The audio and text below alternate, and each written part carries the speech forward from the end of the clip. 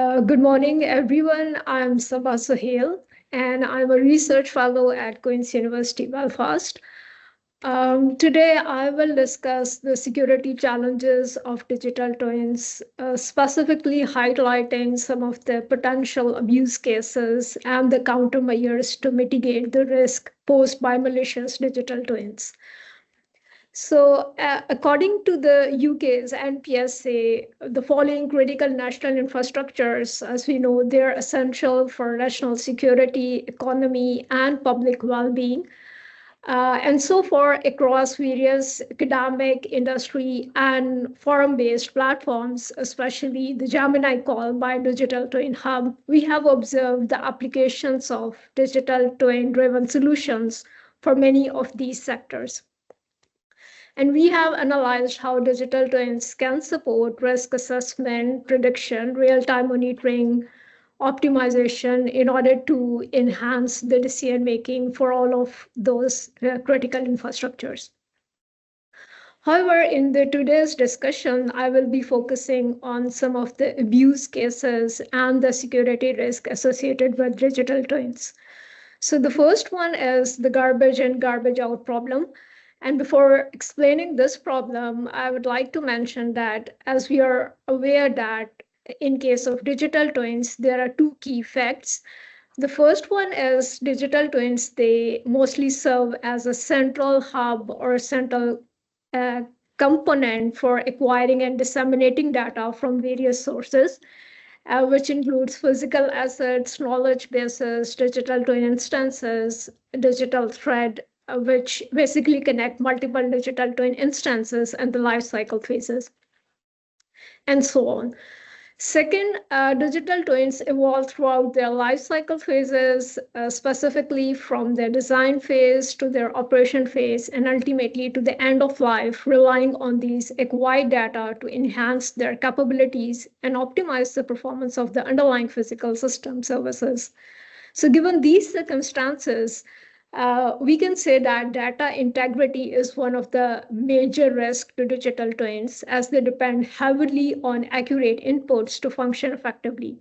If any of these sources are compromised or, let's say, adulterated, it could lead to garbage in, garbage out issue, where digital twin model no longer accurately reflect the physical system behavior, diminishing its utility and potentially compromising the performance of the physical system. Now, the second issue is related to information leakage. And here again, as we know that the key factor in this problem is fidelity, and fidelity is one of the key building blocks for digital twins. And if we have to measure fidelity of a digital twin, it could involve various factors such as the degree of resemblance and synchronization between the physical system and its virtual counterpart. We could have contextual abstraction, resource considerations such as cost and computational requirements, and of course, the specific objectives digital twins is designed to achieve. So at one point, the high fidelity digital twin is essential for accurately replicating and representing the physical system. However, at the other end, it also introduces security risk. So if compromised, a high fidelity digital twin can leak sensitive information, exposing critical process knowledge about the physical system. And this creates a paradox where maintaining accuracy conflict with safeguarding information, which is basically the process knowledge of the physical system. And we referred it to as a digital twin trilemma, which involves balancing representation, security, and fidelity. So the third abuse case is basically about how digital twins are vulnerable to cascading inconsistencies or failures, particularly in the context of hybrid attacks. So what are hybrid attacks? It means that depending on the attacker's motives and capabilities, including, let's say, the potential collaboration with the insiders, they may establish a persistent foothold in both the physical and the virtual environment simultaneously. So we categorize them as hybrid attacks. So in such cases, the attacker can either target the cyber physical or the cyber physical, both domains, triggering cascading effects through feedback loops, which is one of the important ingredient in case of digital twins between the two spaces. So as illustrated in this figure, the part B shows that the impact of the hybrid attack is significantly greater than attack targeting on any of the physical or the virtual domain, which is shown in the part A. So to sum up, we can say that if the attacker is targeting both the physical system and its virtual counterpart, it could have far more dangerous consequences as compared to just targeting either the physical system or the twin environment. Now, as we have seen that malicious digital twins, they can compromise both the physical and the twin systems. However, at the same time, I would like to say that so far we have not seen any specific attacks on the digital twins, but there are possibilities as in some instances, they are accurately representing the physical system, and there are possibilities that they're going to leak the information about the system processes. So these are some of the countermeasures which could be adopted. So for instance, the first one is about implementing a mechanism to validate all the inputs and outputs within the digital twin, ensuring transparency and accuracy as a part of the operational lifecycle. And the second one could be to design resilient and context-aware digital twins in order to guide the system under attack into a fail-safe state.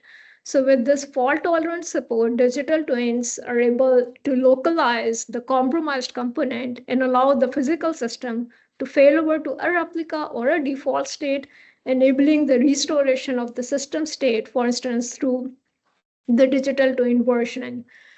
And the last one could be to design a variable fidelity digital twin, which I believe is the most important thing in order to strike a balance between the generalization and contextualization, maintaining sufficient fidelity to minimize the information leakage while maintaining, of course, the objective of the underlying use case. So thank you for your attention. And if you're interested in research collaboration, particularly for the security of the digital twins, please feel free to drop me an email, and I would be happy to take your questions at the end of this session. Thank you.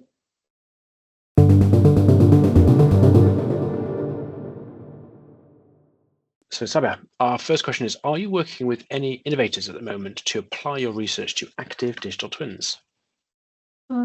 Yes, actually, I'm working on one of the project called as Risk Plus, where the idea is to use digital twins for making the supply chain resilient.